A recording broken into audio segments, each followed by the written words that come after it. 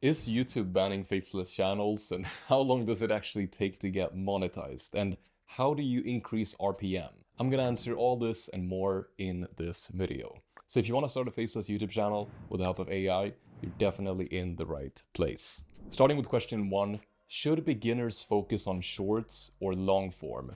And I would say definitely long form. Shorts get more views, obviously, but it doesn't translate into money or into a sustainable channel.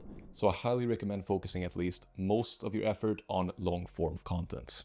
What is the ideal video length in 2026? Well, there is no ideal length, but I will tell you a story. So back in the day, YouTube was mostly used on computers and then on smartphones. But today, a large portion of your viewers are going to come from TV, because YouTube is actually slowly replacing the normal TV channels. And that depends on your niche, but I've seen in some niches where 50% of viewers come from television. And TV rewards longer videos because people don't like to click around as much and use the remote, and they just want something that they can watch for a long time. So the videos that are at least 10 to 20 minutes have some sort of advantage when it comes to TV, which can promote them a little bit more. But do remember to keep the videos as short as possible. I mean, it's never worth stretching out a video if that reduces quality of the video, because you're making it a bit longer, but it kills retention by making it worse. So it's obviously going to be a net negative. Rather than just post a short video, in that case, it's better. Now, what AI tools are actually worth paying for?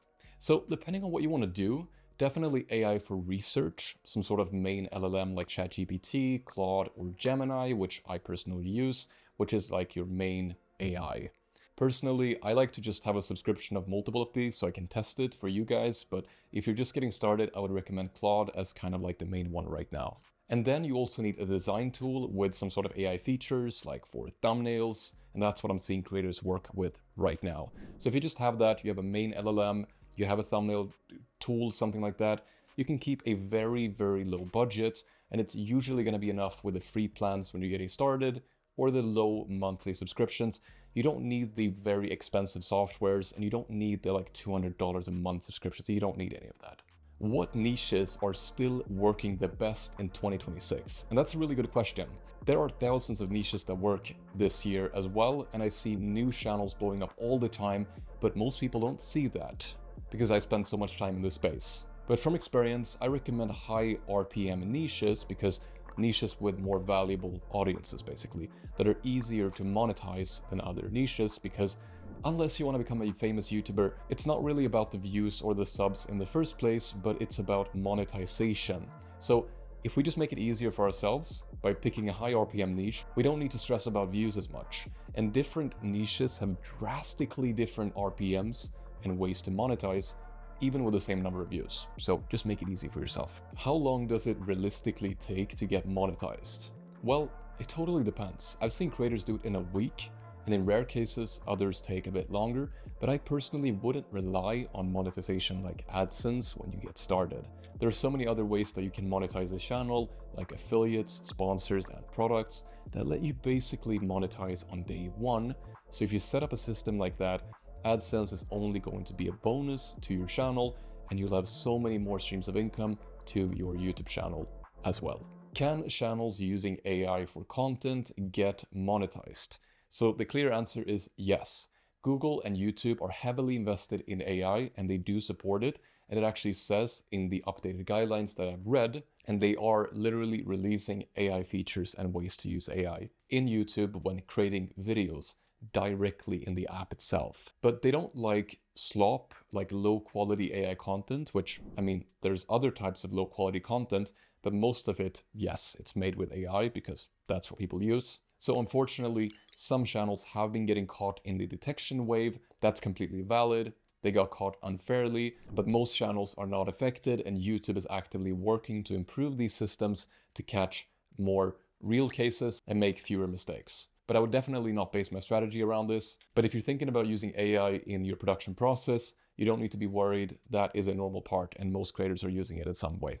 I will say though that there are definitely things that you can do to mitigate it. So for example, certain AI voices I've found have led to demonetization. So I do recommend avoiding the most popular ones or sticking to guaranteed safe options, which there are. And you can definitely use AI in your workflow but there should be a human touch to it and it should not feel like slop. That's the important thing. Now, how do you know if a niche is too competitive? So I actually do recommend competitive niches because that shows demand and viewership. It shows a strong potential.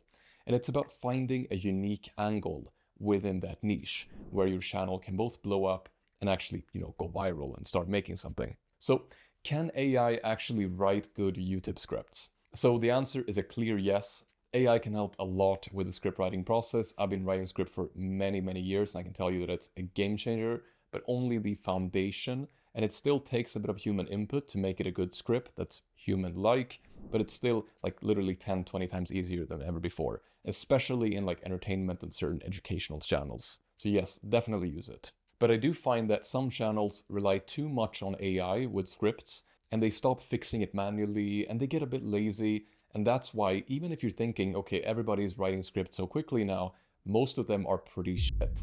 So it's actually even easier if you do know how to sound human and feel real in your scripts in 2026 to stand out when everybody else is tired of AI scripts, because people can recognize them at this point. Why do most AI generated channels feel low quality? In general, I would say that most channels feel a bit low quality. It's nothing to do with AI necessarily. There are many channels that use AI in their workflows that are extremely high quality and getting lots of views. There are also slop channels and things that are bad. That's normal. You just have to use it in the right way. Can you fully automate a YouTube channel with AI now? No, not really. There are people telling you this, but it's actually not the case. They're straight up lying to your face. Now, that being said, it's easier than ever before to start a YouTube channel because of all the tools we have available. I mean, there are parts of it you can automate and make much easier.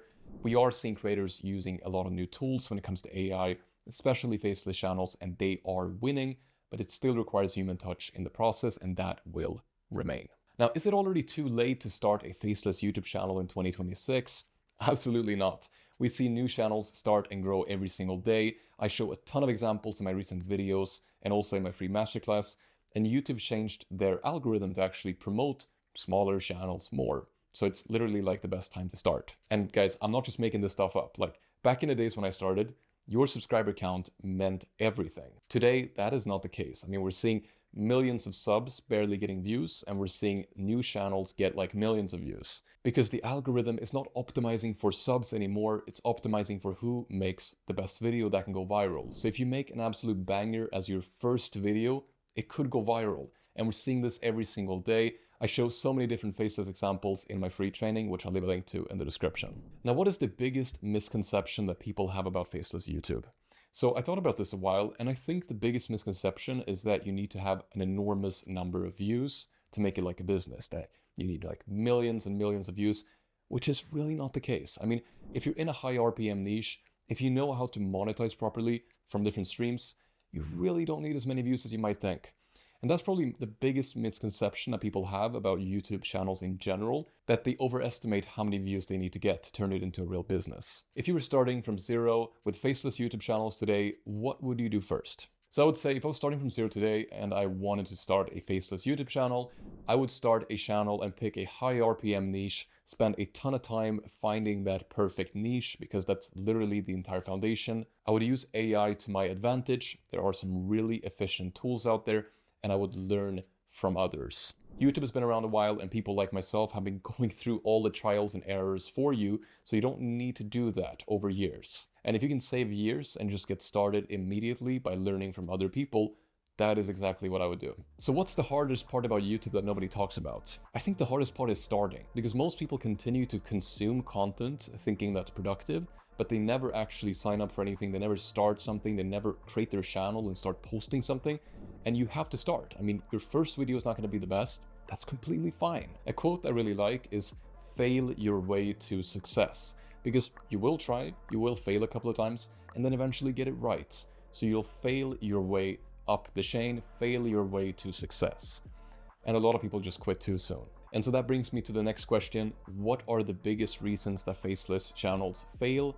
And so that is really the biggest reason why faceless channels fail. It's that people give up too soon. They don't seek help. They sit in their little bubble, doing things on their own, trying things out, and they slowly lose motivation and they give up too soon. even though the opportunity is there. I mean, they're literally climbing the mountain, they're just about to reach that summit, but they just give up a little bit too soon before they start seeing results. So those are some of your questions. If you have any more questions, drop a comment below in the comment section and I would love to answer them. And also check out this video right here with some other cool YouTube tips and YouTube faceless stuff, interesting stuff. Click there.